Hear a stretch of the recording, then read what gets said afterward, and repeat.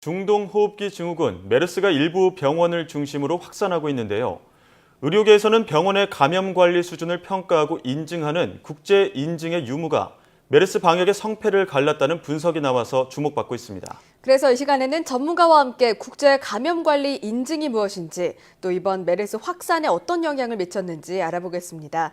전 고려대병원 적정질관리위원장 박종훈 교수 전화로 연결됐습니다. 교수님 안녕하십니까? 네, 안녕하세요. 네, 메르스로 인한 사망자가 23명으로 늘어나고 또 자가격리자가 5,000명을 훌쩍 넘어섰는데요. 네. 이제 의료계에서는 이 병원 내 감염 관리 등에 대한 국제인증 유무가 이 메르스 방역에 큰 영향을 미쳤다라는 분석이 나왔습니다. 이게 JCI라고 하던데요. 이 국제 감염 관리 인증이 무엇인지 설명해 주시죠. 조금 용어가 좀 잘못됐는데요. 감염 관리 인증이 아니고요. 의료기관 인증이 맞고요. 예. 네. 그러니까 이제 JCI라는 거는 감염 관리만 보는 인증이 아니고 이제 의료기관 인증인데 네. 그 안에 음. 이제 우리나라 기존의 의료기관 평가와는 달리 이 감염 관리 부분을 굉장히 중요시 다루고 있다는 그런 특징이 있어요. 비중이 커졌군요. 예. 네, 그러니까 뭐 딱히 감염 관리라고 보기는 어려운데 그 의료기관 내에서 벌어질 수 있는 각종 사고들, 의료 사고를 포함해서 그 가운데 이제 감염 관리를 아주 신중하게 그렇게 다루도록 그렇게 이제 세팅이 돼 있죠. 예. 네, 그렇군요. 네. 적절한 이름은 의료기관 인증이고 이제 그렇죠. 여기서 감염 부분을 철저하게 다루고 있다. 이런 말씀. 아주 굉장히 그 까다롭게 다루고 있어요. 그 부분에 예. 대해서. 그렇다면 이렇게 까다로운 인증을 받으려면 어떤 절차나 과정을 거쳐야 하는 걸까요? 그쪽에서 이제 제시하는 가이드라인이 있습니다. 책자로 된 그 가이드라인이 있고요. 그 예. 가이드라인에 맞게 의료기관을 잘 운영하는지를 보여주는 건데 이게 이제 기존의 우리나라 의료기관을 평가하는 방식에서는 좀 눈에 띄지 않았던 그런 부분들이 많이 있어요. 뭐 예를 들면 이제 예전에 우리나라 병원은 뭐 병상이라든지 간호사 숫자라든지 이런 어떤 그런 지표만을 봤다고 한다면은 예. 여기서는 질적인 부분을 많이 따집니다. 그러니까 네. 그거를 준비하기가 우리나라 병원 시스템에서는 좀 어려운 부분이 많이 있었죠. 그렇군요. 네. 네, 이게 참 JCI 과정, 이 인증받는 과정이 참 복잡하다고 들었는데 환자 네. 안전부터 의료 서비스 수준 등 여러 가지 평가 항목을 통과하고 인증을 받는 게 어렵다라는 이야기가 있습니다. 뭐 걸레를 깨끗하게 썼는지, 뭐 고무장갑 후에 손을 잘 씻었는지 이런 세세한 것까지 평가한다고 좀 알려져 있는데 궁금한 점이요. 네. 메르스 같이 그럼 감염병 관리에 대해서는 어떻게 평가가 이루어집니까? 저희가 이제 처음에 2009년에 그 국제 인증을 신청할 때 제가 당시 팀의 리더였고 책임 교수였는데요. 네. 굉장히 당혹스러운 게 뭐냐면 우리식 관점, 우리의 관점에서는 좀 이해가 안 되는 요구사항이 되게 많아요. 아주 단적인 예를 들자면은 병원 내에 환자나 의료진 누구나가 쓸 수 있는 그 비누 있지 않습니까? 예. 네. 고형 비누 있잖아요. 이 고형 비누는 절대로 병원에 두지 못하게 하는 뭐 그 정도로 까다롭습니다. 그런 걸 통해서도 감염병이 전파될 수 있다. 뭐 이런 수준이거든요. 예. 그러니까 그런 질 관리가 요번에 제가 본 삼성이나 뭐 우리나라 대부분의 병원들이 그 이후에도 많은 발전이 있긴 있었지만 아직까지도 병원 내 감염이라는 것에 대해서 그렇게 선진국 수준의 그 정도의 시각은 없지 않았을까. 아마 거기서부터 이제 에러가 나오지 않았나 싶을 정도로 외국에서 바라보는 병원의 평가는요, 이런 질 관리, 감염병 관리에 대해서는 굉장히 예민하게 다루고 있습니다. 예. 그렇군요. 네. 이런 고형 비누를 두지 말아야 된다라던가 아니면 그 제가 정도, 그 알기로는 정도까지도 그렇게 보는 거죠. 뭐 환자와 가족, 뭐 입주사 직원까지도 어떤 매뉴얼을 알고 있어야 된다라는 그런 기준이 당연합니다. 있다. 예. 당연합니다. 그렇게 거기서 있는데요. 보면 이제 병원의 책임 사항에 어디까지가 돼 있냐면은요. 예. 병원과 관계를 맺고 있는 용역회사들 있잖아요. 예. 예. 그 용역회사 관리까지도 책임을 져야 돼요. 예. 굉장히 까다롭죠. 그러니까 이거를 통과하려면은 단순하게 병원의 직원과 의료진만의 협조만 되는 게 아니고요. 네. 병원과 관련된 모든 부분을 건드려야 되는 거예요. 예. 그렇다면 이 JCI에서 각 병원마다 감염병에 대해서 어떤 권고하는 그 감염 관리 기준도 궁금한데요. 구체적으로 좀 알려주시죠. 저희가 처음에 만들 때 그분들의 이제 주장은 뭐냐면 병원 안에서 발생할 수 있는 지금과 같은 이런 사고들 있지 않습니까? 예. 예기치 못했던 사고들이 날 때에 두 가지로 봐요. 하나는 병원 측이 어떻게 그 상황을 대처할 것인가 빠르게. 예.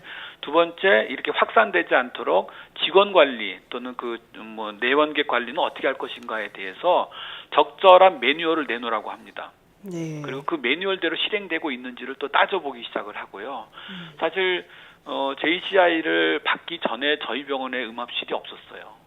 음압실도 없었는데 이제 그걸 받기 위해서는 음압실도 만들고 그다음에 실제로 이런 환자가 생기면 어떤 루트를 거쳐서 해야 되는지 그런 관점에서 보면은요 병원 내 모든 시스템이 엉망으로 보일 수 있습니다. 그래서 사실은 그 JCI 인증을 통해서 저희 병원 같은 경우 이제 제일 크게 변화된 것은 뭐냐면은 구석구석에 원내 감염, 병원 내 감염이 발생할 수 있는 모든 근본적인 소지를 없애는 것에 이제 치중을 많이 하게 되죠. 예, 그렇군요. 상당히 꼼꼼한 절차인데요. 그렇다면 이 국제 인증을 위한 감염병 매뉴얼대로 실행했으면 병원의 메르스 확산을 막아냈을 것이다. 이렇게 예. 추측이 됐는데 실제로 어땠습니까? 사실 뭐 막는 것 자체는 어려울 거라고 보고요. 그렇죠. 그냥 뭐 이번에도 보면 사실 몰랐던 경우잖아요. 처음에 내원했을 때부터 아는 게 아니고 일정 시간이 흐른 다음에 이제 되게 바이러스 감염이라는 거는 잠복기가 지나고 난 다음서부터 이제 환자 그 진단이 되고 하니까 아주 처음서부터 막았다. 그거는 좀 어렵겠지만 최소한 확인이 된 이후에부터의 대응은 좀 달랐겠죠. 예, 네. 최소한 조기에 차단할 수 있는 정도는 되지 않았을까? 그런 건 있었겠죠. 네. 네. 그렇게 근데 물론 말씀해 이제 주셨는데, 그것이 매뉴얼대로 뭐 모든 병원이 다 할 수 있다 보기도 어렵고 또 예. 삼성 측에서 그런 거를 또 몰라서 그랬을 리는 없을 거라고 생각은 하지만 예. 최소한 국제 의료기관 인증 평가를 받고 그것을 통과한 병원들은 조금 거기에 대해서는 좀 더 예민하게 대응하진 않았을까라는 그런 추측은 해봅니다. 네. 예. 그렇다면 이렇게 중요한 국제 감염 관리 인증을 받은 병원은 우리나라에서 몇 곳 정도 되나요? 제가 알고 있기로는 대형 병으로는 한 12군데 정도 되고요. 그다음에 또 군소 작은 병원들도 몇 군데가 있습니다. 예, 이렇게 국제 인증을 거치는 것이 확대돼야 할 것 같은데요. 우리나라에서 이 인증을 거친 병원의 수가 왜 이렇게 적은 걸까요? 그게 또 이것이 이제 확대될 필요까지는 없고요. 제가 예. 볼 때는 결국 이제 이 의료기관 국제 인증의 이 매뉴얼을 사실 우리나라 의료기관 인증 평가에서도 대부분을 수용을 했어요. 예. 그러니까 어떤 의미에서 본다면은 우리나라 의료기관 인증 평가를 잘 받고 거기에 잘 따르면은 사실은 그 원론적으로 보게 되면은 문제가 없어야 되는 거죠. 그렇긴 한데 국제 인증이 굉장히 까다롭고 또 비용도 많이 드는 것이기 때문에 제가 볼 때는 이것을 모든 의료기관이 받는다라고 하는 건 조금 무리가 있는 표현이고요. 네. 그런 것들의 그런 병원들이 이제 모범이 돼가지고 주변 병원들로 파급되고 또 우리나라 의료기관 인증 평가가 잘 발달이 돼가고 있으니까 그걸 좀 더 이렇게 현실적으로 잘 개선을 하면은 뭐 문제는 없을 거라고 생각이 됩니다. 단 아무래도 이제 국제 인증은 되게 까다롭기 때문에 조금은 좀 수준은 다르겠죠. 네. 네, JCI 국제 인증 이야기가 나온 이유가 그 매뉴얼 중에 이제 감염 예방에 대한 교육을 받는 그 내용이 있기 때문이 아닌가 싶기도 한데요. 네. 특히 이 방역에 허점을 보인 게 지금 직원 관리 부분이지 않았습니까? 그래서 더 악화됐다라는 원인으로 꼽혀서 지금 JCI 이야기가 더 나오는 것 같은데 이 각 병원마다 효과적인 감염 관리가 이루어지려면 이 직원이나 방문자 교육 시스템도 체계적으로 갖춰져야 할 것 같은데 이를 위해 어떤 방안이 필요하다고 보십니까? 사실은 그 근본적인 문제는요. 우리나라 다인실, 그다음에 일반인이 간병하는 문화, 그리고 방문객들이 아무런 제재 조치 없이 상시로 출입할 수 있는 이 문화 속에서는요. 네.